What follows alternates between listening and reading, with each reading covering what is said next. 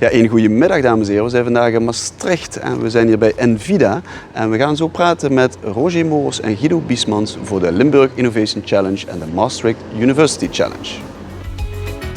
Envida, zeer bekend, maar misschien toch in de notendop beknopt. Wat doen jullie? Wie zijn jullie? Envida is een organisatie die zorg levert aan chronisch zieken en ouderen in de regio Maastricht-Heuvelland. Waarom doen jullie precies mee aan deze challenge? Wij doen mee aan deze challenge omdat we zijn goede buren van de universiteit. Dus we willen studenten betrekken, ideeën opzoeken. We zoeken mensen die ons helpen om eigenlijk de zorg verder te innoveren.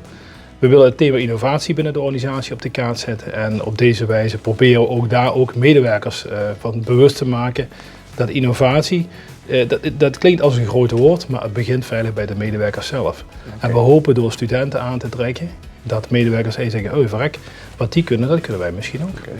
Innovatie is onmisbaar eigenlijk voor de zorg van de toekomst? Innovatie is onmisbaar.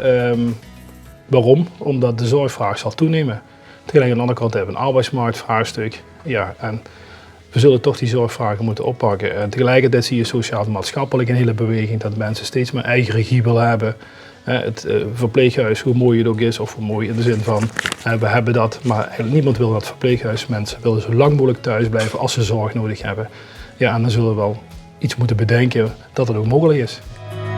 Ik zie de meerwaarde van deze challenge echt in het opdoen van nieuwe ideeën.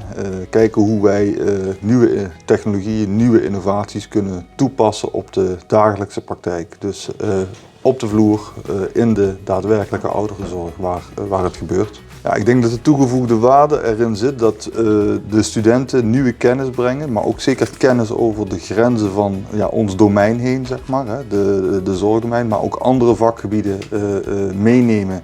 En kunnen kijken hoe dat toepasbaar is binnen de ouderenzorg. En daarmee hopen wij ook breder te kijken naar hoe wij ons bedrijf organiseren, hoe wij onze processen neerzetten. Om ervoor te kijken of dat iets oplevert ten aanzien van onze uitdagingen in de toekomst.